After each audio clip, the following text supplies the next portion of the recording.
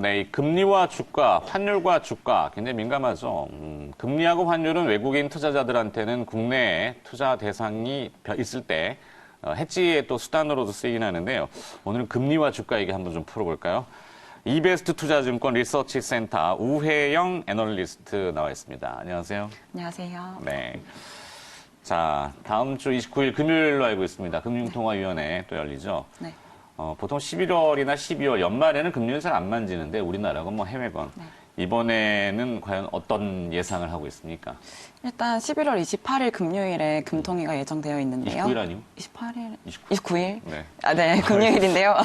예정되어 있는데. 저도 날짜가 자꾸 헷갈려요. 네, 하여튼 다음 주 금요일. 네, 다음 주 금요일 예정되어 있는데 금리 동결할 것으로 예상하고 있습니다. 네. 일단 뭐 지난 10월 금통위에서 임지연 의원이 약간 매파적인 발언이라고 해석이 되면서 네. 약간 향후의 금리 인하에 대한 이제 의구심이 들기 시작했고 이제 이거에 따라서 이번 11월 금리는 동결될 것으로 예상을 하고 있는데요. 사실 대외 불확실성 같은 경우에는 어느 정도 금리 레벨에 반영되어 있고 또 이 이슈들이 연말까지는 추가적인 하락을 기여할 만큼 크게 충격을 줄 것 같지 않다고 판단을 하고 있고요. 네. 또 7월과 10월의 금리 인하 효과를 확인할 시간이 필요하고 또 역대 최저 수준의 금리라는 점 그리고 또 실효한 금리에 대한 논의가 지속되고 있다는 점에서 일단 11월에는 좀 보수적으로 가지 않을까라고 보고 있습니다. 또 아울러 또 FOMC에서도 앞으로 금리 동결 기조를 시사를 했잖아요. 그렇죠. 그렇기 때문에 한국은행도 아직까지는 좀 동결로 가지 않을까라고 생각을 하고 있습니다. 네. 뭐 미국 FOMC 같은 경우는 주가를 또 고려하는데 주가 수준이 지금 뭐 미국은 약간 뚱뚱하고 우리는 호울쭉한데 네. 우리는 이제 금리 인하의 여력이 조금 많지는 않은 것 같은데. 그렇죠. 자, 지난 10월 금통위에서 이 비둘기와 매파 간의 경론이 있었다. 원악매라는 또 용어도 등장했고 한때는 매둘기 뭐 이런 것도 네, 있어요. 그렇죠. 용어들 참 우리나라 한글 보면은 창의성이 네, 잘 대단한 만들어내요. 것 같습니다. 네. 자, 매냐 비둘기냐. 현재 한국 금리 충분히 완화적인가 아니면 좀 더 내려야 되는 걸로 보시는지 크레딧 애널이니까 한번 의견을 좀 들어보죠. 네, 일단 명목 금리 수준도 중요하지만 일단 실질 금리도 중요하잖아요. 그렇죠. 근데 일단 우리나라는 1.25% 기준 금리고 이제 10월 기준으로 근원물가 수준이 0.6%가 됩니다. 네. 그래서 약 0.65% 정도가 실질 금리라고 판단을 하고 있는데요. 그래서 일각에서는 지금 0.65%가 이제 OECD 27개국 가운데 3위로 높은 수준이라서 네. 아직까지는 금리 인하할 수 있다. 그리고 지금 수준은 충분히 경기를 부양할 만큼의 수준은 아니다라고 판단을 하고 있어서 약간 더 인하를 해야 된다고 하는 말이 있는데 네. 사실 그런 것도 중요하지만 이제 기준금리 인하를 통해서 이제 경기 진작 효과가 있지만 그럼에도 불구하고 뭐 유동성 함정이라든지 또 가계대출이 확대된다든지 부작용이 있잖아요. 그렇죠. 그렇기 때문에 당분간은 좀 보수적으로 동결 기조를 해야 된다는 생각을 하고 있고요. 또 이제 재정 확대 이제 2020년도 예산안을 보시면은 네. 이제 500조를 돌파를 했어요, 예산안이. 그렇기 때문에 정부의 확대 재정 정책 하에서 이제 금통위의 완화적인 통화 정책 스탠스를 유지해주는 방향이 좀 낫지 않을까라 판단을 하고 있어서 네. 당분간은 이제 금리 동결로 가는 것이 좋을 것 같다는 생각을 하고 있습니다. 추가 인하의 여지는 뭐 상황에 따라서는 다르겠지만 현재로서는 추가 인하보다는 동결 쪽. 그래서 시장 금리가 요즘 좀 스물스물 올라왔잖아요. 올라오고 있으니까. 네. 근데 당분간은 좀 그럴 것 같고요. 근데 아직 한국 경제 성장률에 대해서 둔화에 대한 우려가 많이 있어서 금리 인하에 대한 기대감이 유효하고요. 또 이제 또 물가 역시도 디플레이션을 우려할 정도로 좀 하락하고 있는 상태여가지고 네. 이제 금리를 동결할 근거가 좀 빈약해져 가고 있어요. 그렇기 때문에 내년도에 추가 인하 가능성은 유효하지만 일단 당분간은 동결을 하지 않을까라 판단을 하고 있습니다. 네, 그 뭐 저물가 저성장이 이주에 하는 총재도 그런 발언을 좀 한 것 같은데요. 네. 통화 정책에 어떤 영향을 주게 될까요? 일단 뭐 저물가 저성장이라는 발언을 했지만 이제 그거는 뭐 이번 11월 금리 인하 뭐 동결에 큰 영향을 미칠 것 같지 않다고 판단을 하고 있습니다. 네. 그래도 의미 있다고 생각하는 점은 뭐냐면은 일단 이제 한국은행에서 저성장, 저물가 이제 한국 경제가 직면한 상황을 판단하고 인지하고 있다는 거를 의미하고 있고요. 또 이제 미국 연준이 동결 기조를 이어 나가더라도 한국의 경우에는 2020년도에 경기 회복이 지연될 경우에 뭐 추가적으로 인하할 수 있다는 여지를 좀 남겨둔 발언이지 않을까 이 정도로 판단을 하고 있습니다. 그렇군요. 자, 이 제로 금리 시대, 그러니까 0%대죠. 지금 1%대 금리니까 한 번만 더 내리면은 1% 그리고 더 내리면은 0%대. 아주 제로는 아니지만 하여튼 가능성이 과연 얼마나 있을까 퀘션인데 자, 미국 얘기를 좀 해보죠. 어차피 금리에 연동되는 거니까. 얼마 전에 FOMC에서 추가 금리 인하에 대한 얘기를 조금 빼고 의사록에서는 동결 기조를 좀 확인했는데요. 연방준비제도의 이 금리 동결과 경기 흐름 관망 기조 좀 더 이어지게 됩니까?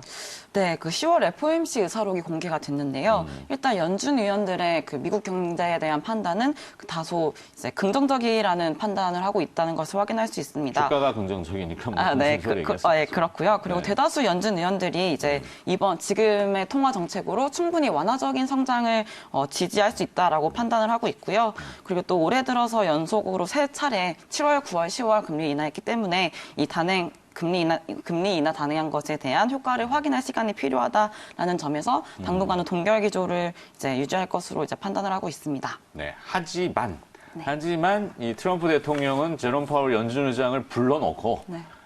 금리 더 내리는 거를 어떤 식으로 이야기를 했는지 모르겠는데 보도는 그렇게 계속 나오더라고요. 자, 트럼프 대통령의 의중 마이너스 금리까지도 가자 이렇게 얘기하는데 이게 과연 합당한 것인지 실물 경제 지표하고 어떤 증시의 변화 뭐 어떻게 측정을 하고 있습니까? 일단 통상 마이너스 금리를 도입을 하게 되면은 이제 금융기관들이 민간의 대출을 더 많이 하게 되고 그럼으로써 투자도 확대가 되잖아요. 그렇죠. 그래서 경기를 약간 부양시키려는 의도를 가지고 마이너스 금리를 도입을 합니다. 근데 트럼프 대통령은 거품을 원하는 것 같은데. 많은 거품을 원하고 있는 거죠. 네. 네, 근데 금리를 도입한 전후로 이제 어떻게 변화를 했는지 보시면은 지금 마이너스 금리를 도입하고 있는 국가들을 확인을 하시면 될 것 같은데요. 그렇죠. 일본이라든지. 네, 일본, 스웨덴, 스위스, 덴마크, 유로존 이들 국가가 정책 금리를 마이너스로 하고 있습니다. 근데 이들 국가에서 이제 마이너스 금리 도입 전후로 보시면은 이제 뭐 경제 성장률이라든지 건설, 투자, 뭐 주가 상승률이 긍정적으로 개선되는 모습을 보이긴 했어요. 네. 근데 인플레이션에는 뭐 그렇게 큰 유의미한 영향을 주지 않았다는 게 확인되긴 하지만 아무튼 긍정적인 효과가 있긴 있었다는 게 확인되거든요. 그렇기 때문에 마이너스 금리 도입에 대한 이제 얘기가 많이 나오고 있는데 네. 사실 이 마이너스 금리 도입하는 거에 대해서 생각을 하시면은 사실 모든 국가가 동일한 금융 시스템을 가지고 있는 건 아니잖아요. 그렇죠. 그래서 이 영향들이 정말 동일하게 적용될 건지에 대한 생각은 해야 되기 때문에 이제 마이너스 금리 도입하는 거에 조금 조심스러운 부분이 있지 않을까라 판단을 하고 있습니다. 그렇죠. 예, 무조건 막 가자라고 할 수는 없는 건데 마이너스 금리에 대한 이 연방준비제도의 생각, 요즘 연준의 독립성은 많이 훼손이 된 것 같기도 해요. 네, 너무 우리도 트럼프 한때 대통령이- 금통위 하면은 네. 막 열석이라 그래서 뒤에 막 누가 또 앉아 있고 구두적으로 개입을 하고 막 이런 경우도 있었는데 연준의 마이너스 금리 생각은 좀 어떨까요? 일단 10월 FOMC 의사록에서 보시면은 모든 위원들이 마이너스 금리들을 반대하고 있습니다. 그래서 이 마이너스 금리가 이제 아까 제가 말씀드렸던 것처럼 유로존과 일본과 같은 국가와 이제 미국이 가지고 있는 금융 시스템이 다르다는 점에서 이제 효과적이지 않을 거란 판단을 하고 있는 거고요. 또 제롬 파월 연준 의장도 최근에 의회에 출석을 했는데 여기서도 말을 한 게 이제 마이너스나 이제 그것보다 뭐 낮은 수준의 금리가 미국 경제 여건에 적합한지는 아닌 것 같다, 적절하지 않은 것 같다라고 평가를 하고 있는 걸 확인할 수 있습니다. 그래서 아마 연준 위원들은 마이너스 금리에 대해서 부정적인 입장을 가지고 있어서 뭐 단기간 내에 마이너스 금리가 미국에 도입되는 건 좀 어렵지 않을까라 생각을 하고 있습니다. 그렇죠. 뭐 금리가 무슨 뭐 이렇게 확 올렸다 확 내렸다 할 수 있는 부분은 아니고. 자, 단기 유동성이 그런데 좀 이 자금시장 보면은 어떤 때는 꼬이는 현상들이 나타나기도 해요. 그래서 뭐 하루짜리 금리, 뭐 스탠딩 레포 이런 표현들을 쓰는데 용어들이 좀 어려울 수 있으니까 이것도 한번 시청자분들을 위해서 좀 정리를 해주시면 어떻게 되죠? 네, 일단 스탠딩 레포라는 건 뭐냐면은 이제 하루짜리 대출 창구를 만들어가지고 네. 필요한 경우에 정해진 긴급하게. 금리로 국채와 은행들의 지급준비금을 상시 교환을 할 수 있는 제도입니다. 네. 사실 근데 이게 지금 미국에 딱 되어 있는 제도는 아니고요. 이제 기준금리 인하라든지 양적 완화 종료를 통해서 이제 그런 정상화 과정을 진행하고 있는데 사실 그 이후에 QE를 다시 재개하기는 어렵잖아요. 양적 미국 완화를. 입장에서는. 네. 네. 그렇기 때문에 그 부담스러운 상황에서 그나마 유동성을 이렇게 줄 수 있는 방안이 뭔지에 생각을 하다 보니까 이렇게 스탠딩 로프라는 얘기가 나오는 거고요.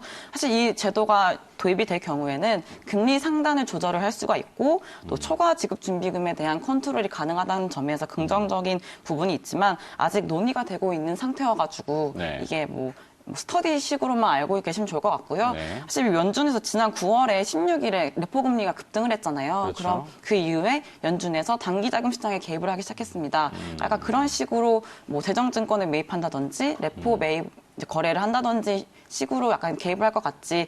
지금 상황으로는 이제 스탠딩 레포가 갑자기 이렇게 제도를 도입하기에는 아직은 좀 이른 시점이다. 하지만 이 개념에 대해서 알아두시면 좋을 것 같다라는 그렇죠, 생각을 하고 저런 있습니다. 용어들이 등장하면은 실제 추가 금리 인하는 아니더라도 시장의 유동성을 좀 돌려서 방어한다, 뭐 이런 개념 정도.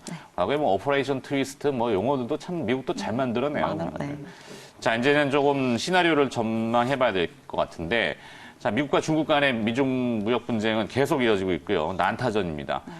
여기에 따른 금리 전망은 지금 어떻게 측정이 되고 있어요? 지금 채권 가격이 막 들쭉날쭉하잖아요. 지금 네, 어제도 맞습니다. 또 어제는 좀 채권 가격이 떨어졌는데 최근에 또 막 가격이 급등해갖고 시장 금리가 또 떨어지고 와, 크레딧 애널도 어렵겠어요. 네, 그래서 현재 상황에서는 미중 무역 협상에 대해서 뭐 1단계 합의 얘기가 많이 나오고 있잖아요. 네. 근데 뭐 잘 됐다, 잘 안 된다 이 얘기에 따라서 시장 금리가 크게 변동하는 지금 구간에 있습니다. 그렇기 때문에 좀 변동성이 큰 구간이고요. 그래서 추후에 미중 무역 분쟁 관련해서 약간 기대감을 가질 수 있는 이슈들이 나오게 된다면 물론 이거는 금리 상승의 뭐 요인이 되겠지만 지금 상황에서는 또 이제 트럼프 대통령이 조금 안 좋은 말을 하게 되면은 또 금리가 하락할 수 있는 상황이어가지고 그런 발언들을 좀 금리하고 주의할 채권 필요가 가격하고 있습니다. 반대로 왔다 갔다 하니까 네. 금리가 이제 상승을 하게 되면 채권 가격이 떨어지는 떨어진다 거고요. 이렇게 의미가 되고 채권 가격이 떨어지면 주식이 조금 오를 수도 있나요? 이게 반대 급부적으로? 약간 뭐 채권 가격 떨어지면은 또 투자처를 뭐 그러니까 대체하고. 하이를 원하는 사람들은 이제 바로 잠깐 위험 자산에 대해 투자를 많이 하기 때문에 네. 좀 올라갈 수 있는 것 같고요. 네. 네, 뭐 미중 무역 분쟁이 사실 이게 단기적으로 끝날 이슈가 아니잖아요. 그렇죠. 이게 G2 미국과 중국과의 글로벌 패권 전쟁이기 때문에 이 이슈가 해소되는 거는 뭐 기대하기 어렵다고 보고 있고요. 네. 내년도까지도 이거 관련해서 잡음은 끊임없이 있을 거라고 판단을 하고 있습니다. 그래도 이 이슈가 처음 나왔을 때 작년 한 6월 정도에 처음 나왔을 때보다는 이제 시장에 주는 충격은 좀 덜하지 않을까라 생각을 하고 있습니다. 네. 자, 뭐 여기 금리 시장도 사실은 난해하긴 매한가지군요. 뭐 금리를 통해 주가를 좀 힌트를 얻어보려고 했는데 네. 더 꼬여버렸네. 오늘 여기까지 듣도록 하겠습니다. 네. 윤지호 센터장님한테 안부 좀 전해주시고요. 네, 한번 알겠습니다. 출연 좀 부탁드린다고. 네, 알겠습니다. 네, 이베스트 투자증권의 크레딧 애널리스트입니다. 네, 우혜영 애널리스트가 오늘 수고해 주셨네요. 고맙습니다. 네, 감사합니다.